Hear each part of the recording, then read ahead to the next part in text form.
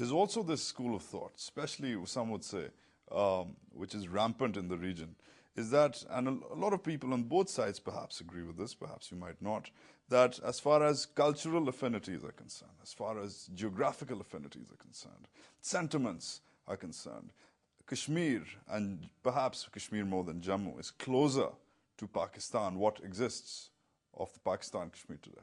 What do you think? I wouldn't be able to comment on that. I haven't seen a lot of more cultural road links, more I haven't. natural Sure, there are links. links, and that's why we're saying that lines should be made irrelevant. Why would you need to change sovereignty to join people?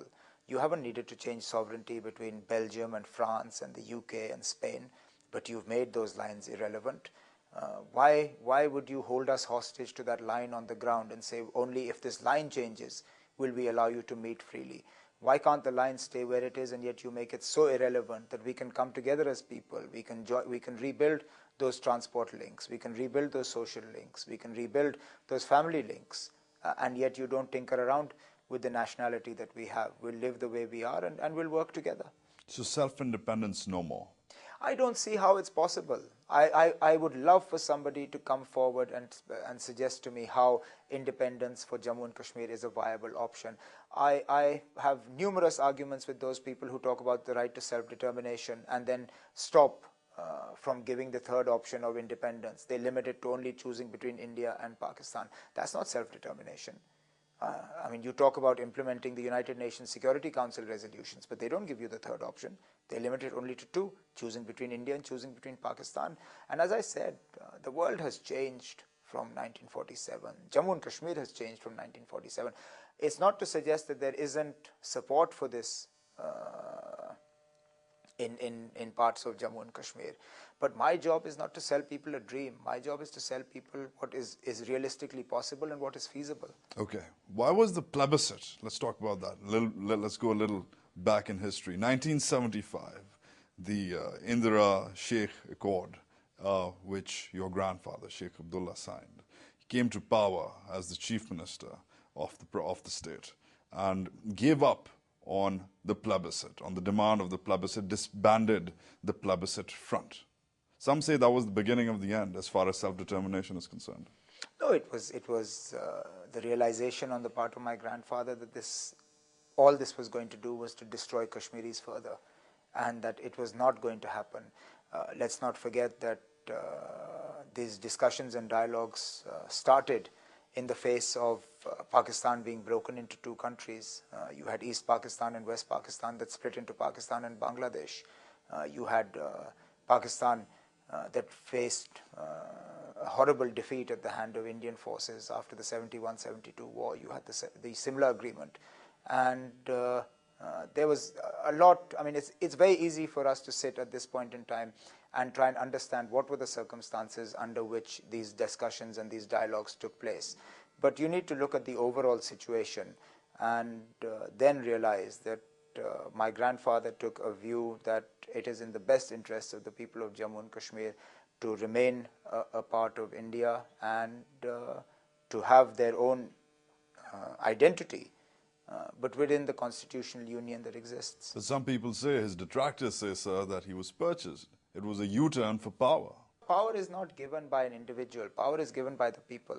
And even if for a moment you would like to believe that it was a U-turn, he was elected after this agreement by an overwhelming majority of people of Kashmir in 77. And therefore, even if it was a U-turn, it was a U-turn that was endorsed by the majority of Kashmir. You don't get to buy people. People endorsed it. I mean, if you wanted a greater endorsement of what he did, look at the video footage of his funeral in 1982. That will give you an endorsement of how much people believed in what he had done. But the plebiscite, giving up the plebiscite is a bit of Why a not? compromise. Of course not. What was the National Conference thinking at that point by giving up the demand for the plebiscite? National Conference, which it espoused at that point, sure, right till then. The National Conference put the interests of the people of Jammu and Kashmir in front of everybody else and decided that this is in the best interests of the people of the state because they don't need the uncertainty that was being created by espousing the cause of What do you say plebiscite. to the people who think that he was purchased? I don't have anything to say to them. more loyal than the king. Some people say that Farooq Abdullah with the Special Operations Group and the Special Task Force, which, at least according to a report I have from the Human Rights Watch, have been held responsible for human rights violations in the valley. Did he, when he did come to power, try to disband it? No. Why not? Because the security environment didn't allow for it. Does it now? I wish it had been disbanded, but it hasn't.